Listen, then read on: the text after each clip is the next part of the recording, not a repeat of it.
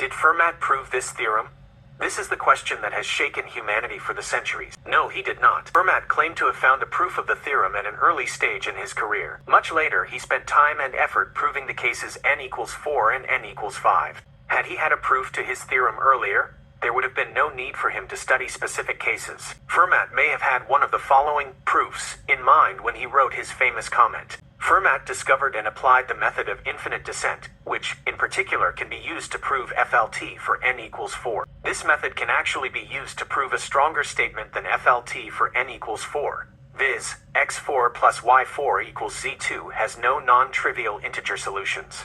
It is possible and even likely that he had an incorrect proof of FLT using this method when he wrote the famous theorem.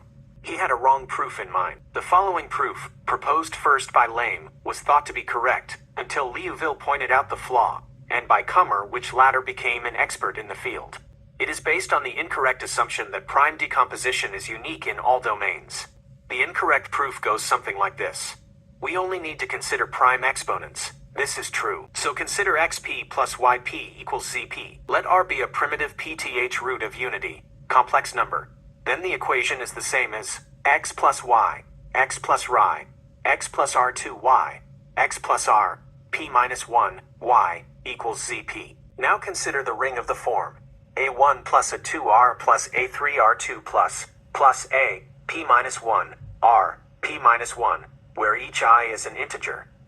Now if this ring is a unique factorization ring, UFR, then it is true that each of the above factors is relatively prime. From this, it can be proven that each factor is a pth power from which FLT follows. This is usually done by considering two cases. The first where p divides none of x, y, z. The second where p divides some of x, y, z. For the first case, if x plus year equals u asterisk operator tp, where u is a unit in z, r, and t is in z, r, it follows that x equals y, mod p. Writing the original equation as xp plus minus z, p equals minus y, p, it follows in a similar fashion that x equals minus z, mod p, plus 2 asterisk operator xp equals xp plus yp equals zp equals minus xp, mod p, which implies 3 asterisk operator xp equals o, mod p, and from there p divides 1 of x or 3, x. But p greater than 3 and p does not divides x, contradiction. The second case is harder. The problem is that the above ring is not in UFR in general.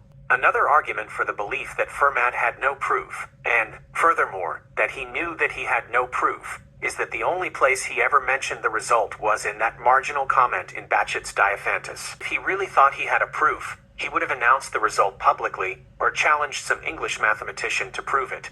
It is likely that he found the flaw in his own proof before he had a chance to announce the result, and never bothered to erase the marginal comment because it never occurred to him that anyone would see it there. Some other famous mathematicians have speculated on this question. André Weil writes, only on one ill-fated occasion did Fermat ever mention a curve of higher genus xn plus yn equals zn, and then hardly remains any doubt that this was due to some misapprehension on his part. For a brief moment, perhaps, he must have deluded himself into thinking he had the principle of a general proof. Winfried Charlau and Hans Apolka report, whether Fermat knew a proof or not has been the subject of many speculations. The truth seems obvious. Fermat's marginal note was made at the time of his first letters concerning number theory, 1637. As far as we know, he never repeated his general remark, but repeatedly made the statement for the cases n equals 3 and 4 and posed these cases as problems to his correspondents. He formulated the case n equals 3 in a letter to Kharkavy in 1659. All these facts indicate that Fermat quickly became aware of the incompleteness of the general proof of 1637.